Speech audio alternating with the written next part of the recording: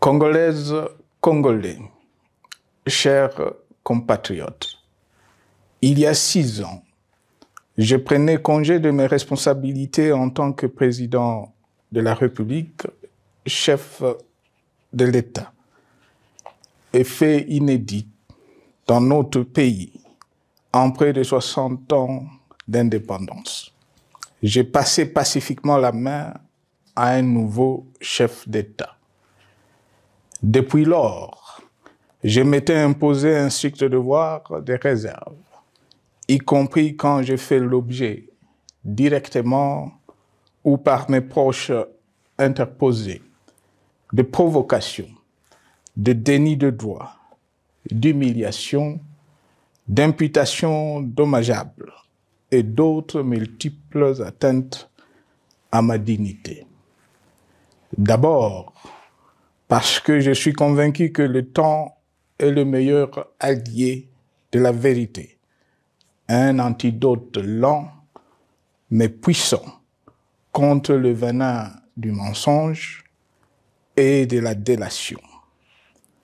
Mais aussi et surtout, parce qu'agir autrement aurait fait le jeu de ceux qui, par cette campagne odieuse, cherchaient à détourner l'attention de notre peuple de leur incapacité, aujourd'hui avérée, à répondre à ses attentes et aspirations.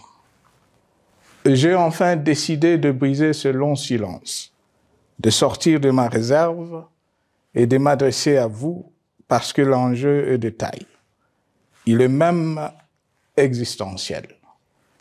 Non pas pour ma famille politique ou biologique, moins encore pour ma modeste personne, mais plutôt pour la nation congolaise et pour l'avenir de notre cher et beau pays. J'ai décidé de briser le silence parce qu'au vu de la situation que traverse notre pays, continuer à me taire m'aurait rendu poursuivable devant le tribunal de l'histoire pour non-assistance à plus de 100 millions de compatriotes en danger. Je saisis cette opportunité pour partager avec vous mes réflexions et participer ainsi à la recherche de la solution à la crise que traverse notre pays, la République démocratique du Congo, terre de nos ancêtres, car il est gravement malade et son pronostic vital engagé. Mieux que quiconque, vous en êtes conscient, car vous en faites quotidiennement les frais dans votre chair et vous en payez le prix. Mes chers compatriotes, vu l'importance stratégique de notre pays et le rôle qu'il est appelé à jouer, j'avais, de l'avènement au pouvoir du chef de l'État actuel, conclu avec lui un accord donnant naissance à la coalition entre nos forces politiques respectives. À propos de cet accord, beaucoup de contre-vérités ont été dites, y compris, fort malheureusement, par celui qui est censé connaître la vérité, parce qu'en étant l'un de 2 principaux signataires. En attendant qu'au moment opportun, la vérité soit rétablie, preuve irréfutable à l'appui, permettez-moi pour l'instant d'affirmer qu'en ce qui me concerne, la conclusion de cet accord n'avait pour seule motivation que l'intérêt supérieur de la nation. Par cet accord de mutualisation de forces, j'entendais en effet permettre à mon successeur d'exercer dans la direction des affaires de l'État plus de pouvoir effectif que ce que la faible représentation de sa famille politique au sein de la nouvelle Assemblée nationale était en droit de lui conférer.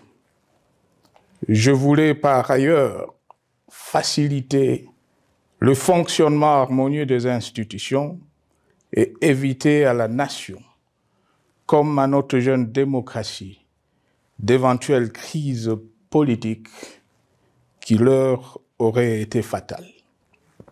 Cette première alternance pacifique et civilisée à la tête du pays avait suscité d'autant plus d'espoir qu'en janvier 2019, notre pays s'est trouvé en bien meilleur état qu'au moment de ma propre accession à la magistrature suprême en janvier 2001.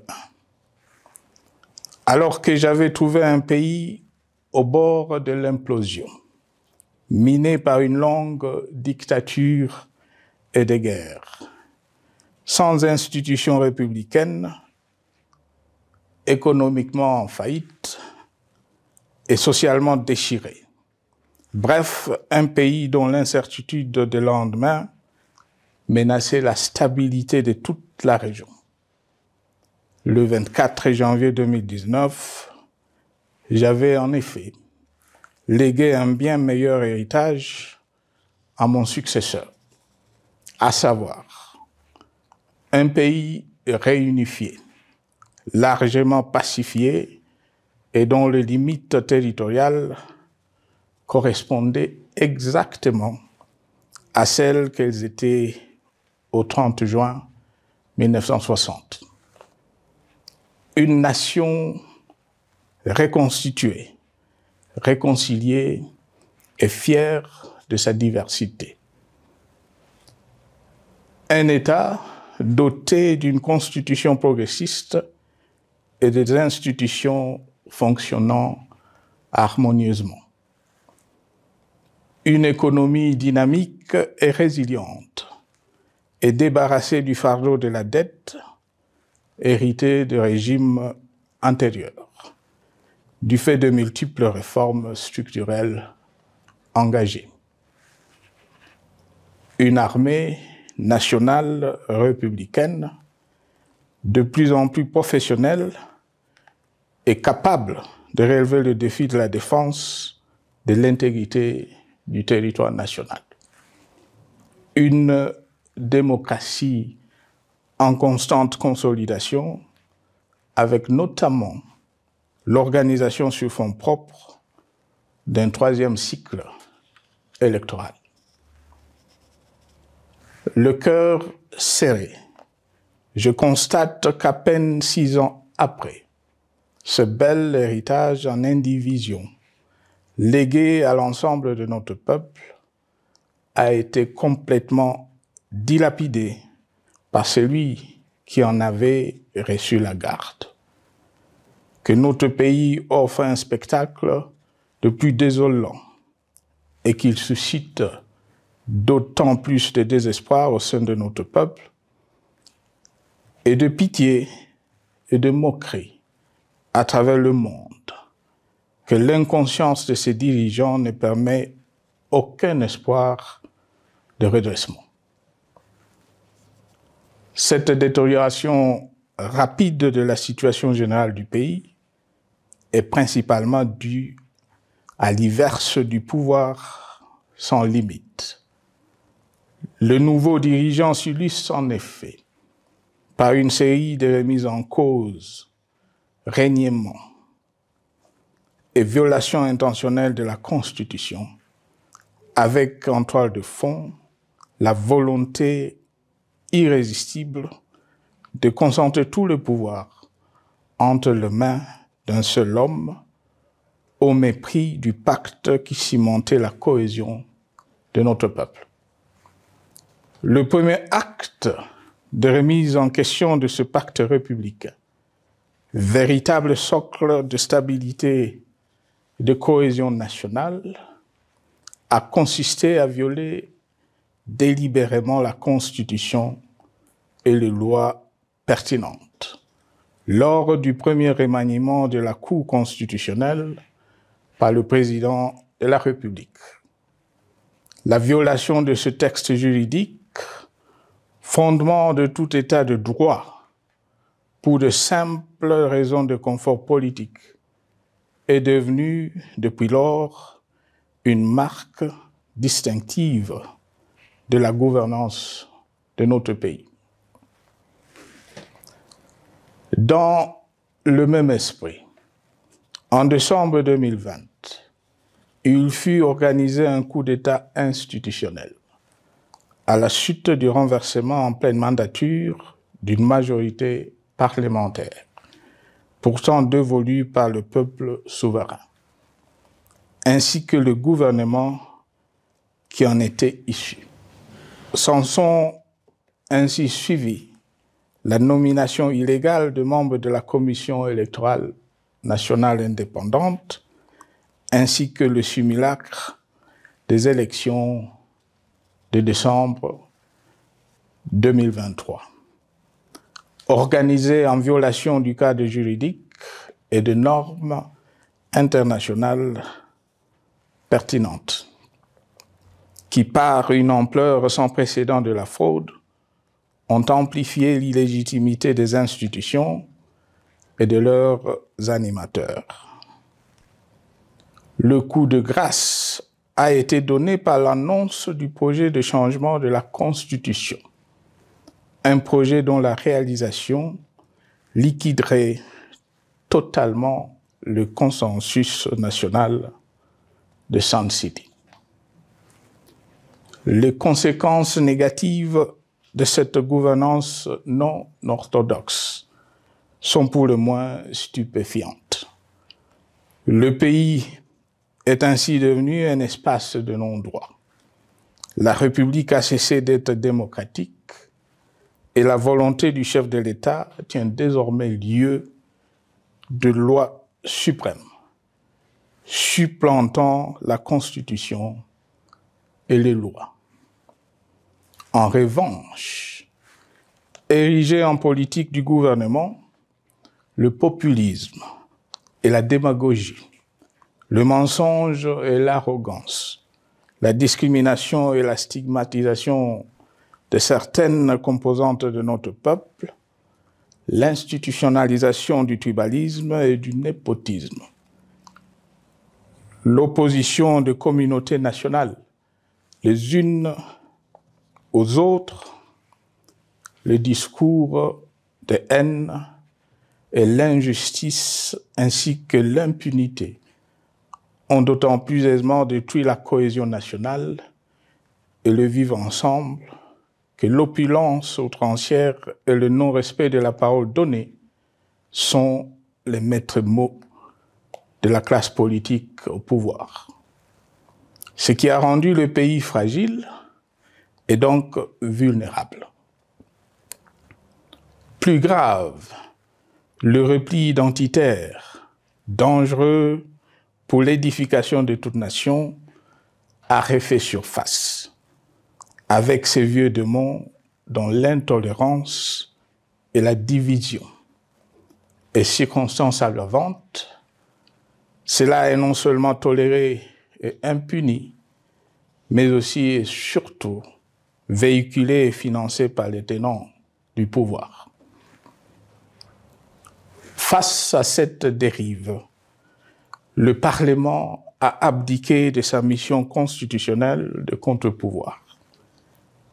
Il a ainsi cessé d'être le temple de la démocratie, le lieu par excellence de l'expression législative et la volonté du souverain primaire, pour ne plus être qu'une chambre d'enregistrement de la volonté d'une seule personne.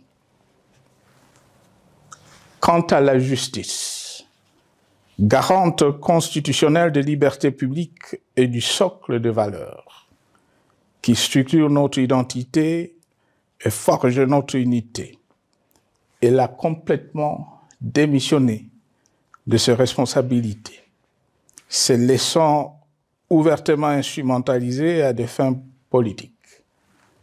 Elle n'est donc plus qu'un instrument d'oppression d'une dictature qui tente désespérément de survivre à contre-courant de l'histoire, par la terreur et l'imposition de la pensée unique. Rôle peu louable, qu'elle partage avec les milices tribales, ainsi que la police et le service de renseignement, eux aussi détournés de leur noble mission de protection des citoyens et de sécurisation de l'État. Sur le plan économique, la situation est de plus inquiétante. Malgré l'augmentation des recettes publiques, essentiellement due à l'arrivée à maturité de toutes les réformes courageusement votées de 2002 à 2018, notamment le nouveau code minier, forestier, des hydrocarbures, des assurances et de la sous-traitance, et un niveau d'aide financière accrue de la part des institutions de Bretton Woods. Aucun investissement n'a été réalisé pour doter le pays d'infrastructures modernes, soutenir des réformes structurelles et stimuler la croissance. Par contre, l'inflation et la dépréciation monétaire, jadis vaincues, sont de retour. La corruption et le détournement de deniers publics ont atteint un niveau inédit. Et l'endettement public que nous avions maîtrisé de 2010 a de nouveau grimpé en flèche, dépassant la barre de 10 milliards de dollars et suscitant des inquiétudes légitimes quant à la solvabilité à moyen et long terme du pays. Les conséquences sur le plan social sont aussi dramatiques. Aggravation du chômage, accumulation des arriérés des salaires des agents de l'État, baisse drastique du niveau de vie de la population et recrudescence du banditisme urbain, de l'exode rural et de la famine dans un nombre croissant de provinces. Les Congolais sont désormais en proie à une véritable angoisse existentielle. Parmi les victimes résignées de ce gâchis se trouve en bonne place notre jeunesse, qui a été pourtant de tout le combat démocratique et qui a beaucoup cru aux vertus de l'alternance pacifique. Aujourd'hui, sans repère ni perspective sérieuse du lendemain, et se sont abandonnés, laissés à la merci des entrepreneurs de conflits et de vendeurs d'illusions de tous bords. Rien de ce qui lui a été promis depuis 6 ans n'a été réalisé. À cette jeunesse désabusée, comme à l'ensemble de notre peuple, nous tenons à donner une assurance. L'échec d'un régime compromet, mais ne scelle pas définitivement le sort d'un peuple. Mes chers compatriotes, s'agissant de la situation sécuritaire, dans les grandes agglomérations comme dans nos campagnes, elle est partout plus que préoccupante. C'est le cas notamment au nord Kivu, au sud Kivu, en Ituri, au Maniema, au Tanganyika, au Katanga et au Mai-Ndombe, province pourtant voisine de Kinshasa, capitale du pays et siège des institutions. Le sang de nos compatriotes civils et militaires, valeureux officiers et soldats des rangs, mais aussi députés, éminents membres de la société civile ou de partis politiques, a ainsi abondamment et gratuitement coulé. Du fait de l'intolérance, du cynisme, voire pire, d'un terrorisme d'État pratiqué dans un seul et unique dessein, l'abus du pouvoir pour le pouvoir. C'est le cas, entre autres, de plusieurs centaines de détenus du centre pénitentiaire de rééducation de Makala, sauvagement abattus dans la nuit du 1er au 2 septembre 2024, victimes sans défense d'un crime incontestable contre l'humanité, à ce jour restés impunis. Il en est de même de membres de la secte mystico-religieuse Wazalendo de Goma, de jeunes de la Junafek à Lubumbashi et du massacre des adeptes de l'église Mbidi à Kilwa. Cette déliquescence de la situation sécuritaire est due à la mauvaise gouvernance du pays qui, dans ce secteur, est aujourd'hui caractérisé par une formation militaire bâclée, des recrutements et mises en place ethniquement motivés, ainsi que par l'emprisonnement sans jugement, aussi bien de plusieurs militaires et officiers de haut rang que des agents de l'ordre et de sécurité, majoritairement swahiliphones. Bien plus, à l'armée nationale, bouclier de la nation, instrument de préservation de l'indépendance nationale et de l'intégrité territoriale, il a été substitué de bandes de mercenaires, de groupes armés, de milices tribales et de forces armées étrangères qui ont non seulement montré leurs limites, mais aussi enfoncé le pays dans un chaos indescriptible. L'État a ainsi perdu le monopole de la violence légitime en sous-traitant aux groupes armés, autrefois maîtrisés, le maintien de l'ordre public et de la tranquillité nationale. Et comme si cela ne suffisait pas, l'armée nationale est vilipendée, conspuée et tournée en dérision par les autorités qui n'assument jamais rien alors qu'elles sont censées veiller à sa consolidation et à sa respectabilité. Pour les avoir formés, commandés et conduits au front, je connais nos soldats, boucs émissaires aujourd'hui de toutes les contre-performances enregistrées sur les champs de bataille. Ils ne sont pourtant pas intrinsèquement moins bons, moins nationalistes et moins loyaux. Ce qui a changé entre-temps, c'est la qualité du commandement et de leur prise en charge.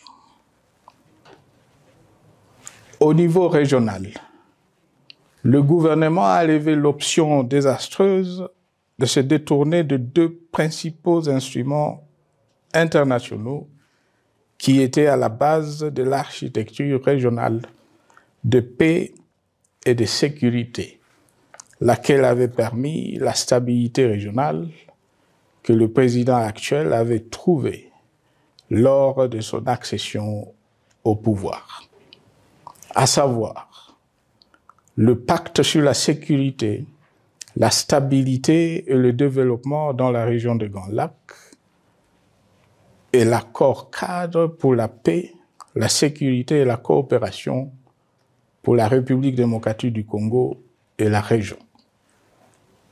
Plus grave encore, en faisant de forces négatives, les FDLR, ainsi que des centaines de groupes armés congolais, des supplétifs des forces armées de la République démocratique du Congo, le gouvernement a ouvert la voie à la régionalisation du conflit, avec des conséquences inévitables sur la stabilité de la région. Mes chers compatriotes, alors que sur le plan institutionnel, politique, économique et social, les fondamentaux avaient été établis et que le pays avait été placé sur la rampe de lancement, prêt à décoller. Nous voici, hélas, en un temps record, soit 6 ans, de nouveau à la case départ. Seul d'un État failli, divisé, désintégré, au bord de l'implosion, inscrit en bonne place au palmarès de pays pauvres, le plus corrompu et très endetté. En atteste tout le rapport tant du Conseil de sécurité des Nations Unies que ceux sur l'indice de développement humain et sur la pauvreté. La crise qui déchire notre pays est donc profonde et multidimensionnelle. Sa solution doit être nécessairement globale. Toute autre approche n'a donc aucune chance de conduire à une paix durable. Bien plus, le Congo est intemporel. Il n'appartient pas à tel ou tel régime politique, ce dernier étant par définition rotatif et donc passager en démocratie. Il appartient plutôt au peuple congolais dans sa grande diversité. Ce qui est vrai du Congo l'est aussi des immenses ressources du sol et du sous-sol dont il regorge et qui sont essentielles à la croissance et au développement à l'échelle internationale. Que tous, au pays comme à travers le monde, en tiennent compte et qu'ils inscrivent leurs projets dans une perspective qui privilégie l'intérêt du Congo et des Congolais, plutôt que celui de ceux qui, à un moment ou à un autre, dirige le pays. Cela étant, pour sauver le Congo, les griefs légitimes du peuple congolais contre le régime en place ne peuvent être éludés. Ils doivent plutôt être pris en compte.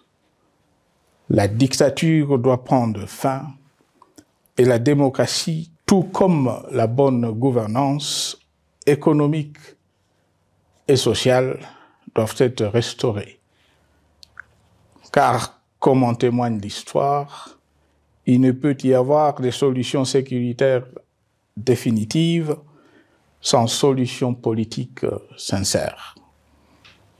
Sinon, il y aura de nouvelles vagues de convulsions politiques, de troubles à la paix, d'insécurité, d'instabilité institutionnelle, de conflits armés et de guerres civiles.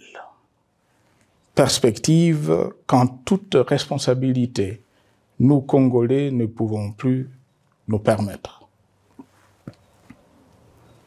Il est dès lors vital que les multiples initiatives de recherche de la paix, Luanda, Nairobi, EAC SADC, l'Union africaine, Doha et Washington, que nous accueillons favorablement, les considérant comme autant de signes de compassion et de solidarité à notre peuple, soient conscientes de cette exigence.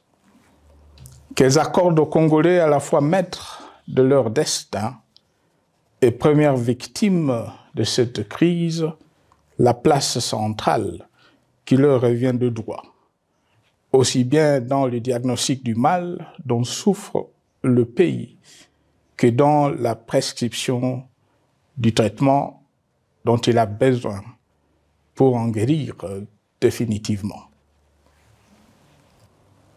Il convient de noter à ce sujet que le gouvernement de Kinshasa s'est enfin résolu à se mettre autour d'une même table avec l'AFC/M23 depuis plusieurs semaines à Doha, même si, bizarrement, il continue à considérer comme un crime le fait que les autres Congolais se parlent entre eux.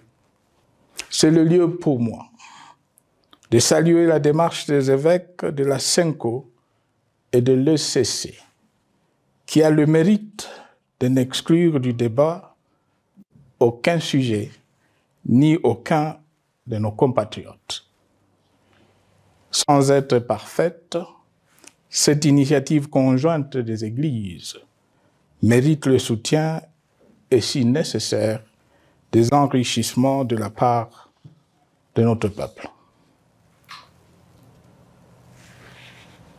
Mes chers compatriotes, une fois n'étant pas coutume, il convient de dénoncer la falsification de l'histoire par ceux dont le jeu pervers dans l'opposition naguère, comme aujourd'hui au pouvoir, a consisté et consiste encore à calomnier, à diffamer, à diaboliser et à diviser pour gagner et régner, à se défausser sur les autres pour justifier leur contre-performance, quelles qu'en soient les conséquences sur la cohésion nationale ou en termes de vies humaines injustement brisées ou perdues. Une preuve, s'il en fallait encore, vient de nous en être donnée une fois de plus. Il y a quelques jours, en effet, suite à une simple rumeur de la rue ou des réseaux sociaux sur ma prétendue présence à Goma, où je veux me rendre dans les prochains jours, comme annoncé par ailleurs, le régime en place à Kinshasa a pris des décisions arbitraires, avec une légèreté déconcertante qui témoigne du recul spectaculaire de la démocratie. Mieux que quiconque, vous savez que pour moi, le Congo est la priorité absolue, que sa souveraineté et son intégrité territoriale ne sont pas négociables, que mon engagement pour la démocratie, la cohésion nationale, la paix et la stabilité n'est pas un slogan creux, et que le respect de la Constitution et des lois du pays, autant que celui de la parole donnée, sont sacrés. Militaire, j'ai juré de défendre la patrie jusqu'au sacrifice suprême. Hier au pouvoir, aujourd'hui en dehors du pouvoir, je demeure plus que jamais fidèle à ce serment. En ce moment où le pays est de nouveau divisé, appelé par le destin, j'ai le devoir d'œuvrer à la recherche de la paix et de contribuer à la reconstruction de notre pays qui se meurt. C'est dans cet esprit que j'ai choisi ce moment pour exprimer ma sympathie à l'endroit de toutes les victimes du conflit en cours, de réconforter et marquer ma solidarité avec la population de la partie orientale. Vous, qui êtes abandonnés par le pouvoir central, qui semble avoir pris le parti de vous punir, entre autres, en déconnectant les institutions financières du réseau bancaire national, et en restreignant le mouvement de personnes et de biens. Ces décisions et bien d'autres vous asphyxient et rendent votre vie plus précaire que jamais. J'en appelle aux uns et aux autres, en particulier au gouvernement, d'humaniser les conditions de vie de nos compatriotes de cette partie du territoire national. Ils ont droit à la vie, à la scolarisation de leurs enfants et aux autres conditions du bien-être. En entendant le rétablissement de l'autorité de l'État sur toute l'étendue du territoire national, j'invite les tenants du pouvoir à protéger la population. De même, l'armée, la justice, les autres structures en charge de l'ordre et de la sécurité doivent être véritablement au service de la population et répondre à ses aspirations. Mes chers compatriotes, de par mon expérience dans des situations similaires, le patriotisme et l'humanisme ont guidé le processus de règlement de conflits et ont porté de fruits dans le passé, aussi bien sur les champs de bataille que sur celui des négociations ou du dialogue. Notre pays avait été divisé de quasi-moitié pendant quelques années. La sagesse avait alors prévalu. Nous avions recollé le morceau et le pays a survécu dans son unité. C'est ainsi qu'après quelques années de réflexion sur la crise en cours, après avoir consulté des chefs d'État et des anciens chefs d'État de la région, ainsi que des acteurs politiques et sociaux, nationaux et étrangers, j'ai fait ce jour une proposition qui engage la nation tout entière à un sursaut patriotique pour un pacte citoyen afin de tirer le pays du gouffre. Le travail hardi qui s'impose à nous portera notamment sur les 12 points suivants. 1. Mettre fin à la dictature, mieux à la tyrannie. 2. Arrêter la guerre. 3. Rétablir l'autorité de l'État sur toute l'étendue du territoire national. 4. Restaurer la démocratie en revenant aux fondamentaux d'un véritable État de droit. 5. Rétablir les libertés fondamentales. 6. Réconcilier le Congolais et reconstruire la cohésion nationale. 7. Relancer le développement du pays par la mise en place d'une bonne gouvernance économique, une gestion administrative et financière orthodoxe et une répartition équitable des ressources nationales. 8. Relancer le dialogue sincère et permanent avec tous les pays voisins en vue de l'instauration de la paix et du développement durable dans la région. 9. Rétablir la crédibilité du pays auprès de partenaires au niveau tant régional, continental qu'international. 10. Neutraliser tous les groupes armés nationaux et étrangers et rapatrier ces derniers dans leur pays d'origine. 11.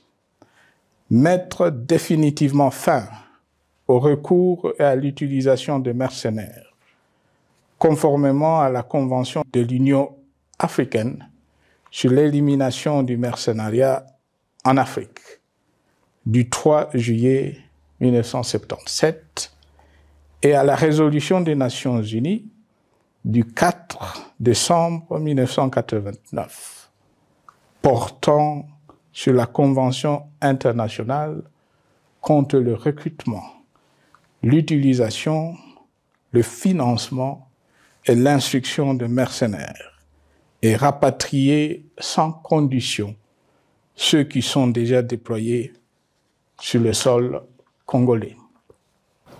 12. Ordonner le retrait sans délai de toutes les troupes étrangères du territoire national. À ce sujet, je salue la décision sage des pays de la SADC de retirer les troupes de la SAMI DRC de notre pays. Vu l'immensité de la tâche ainsi décrite, je lance un appel solennel à tous les Congolais, sans distinction de sexe, d'ethnie, d'âge, de classe sociale, de zone géographique ou d'appartenance politique, qui aiment passionnément le Congo, qui sont prêts à tous les sacrifices, qui adhèrent sans réserve au pacte républicain de Sun City et qui tiennent au respect de la Constitution du 18 février 2006 à s'unir autour de ces objectifs. Il s'agit de la refondation de l'État et de l'édification d'un pays qui a perdu ses repères. Mobilisons-nous et mettons à profit tous les moyens à notre disposition pour restaurer l'unité nationale, sauver le Congo et préserver son indépendance. Car l'Afrique et le monde nous regardent. Mes chers compatriotes, le Congo vaut mieux que la caricature qu'en donnent ses dirigeants actuels. Le Congo mérite mieux que cette politique extérieure faite de jérémiades et de mendicité. J'ai donc la ferme conviction que le peuple congolais est capable, aujourd'hui comme en 1960, de vaincre le démon de la division, qu'il est capable aujourd'hui, comme au cours de la décennie 90, de vaincre la tyrannie et la tentation du pouvoir absolu. Qu'il est capable aujourd'hui, comme en 2003, de prendre le dessus sur ce qui nous divise et de mettre fin à la violence armée qui oppose ses enfants. Pour y parvenir, chacun doit jouer sa partition. Je m'engage à jouer la mienne. Que Dieu bénisse la République démocratique du Congo, qu'il bénisse individuellement chacun de vous. Je vous remercie.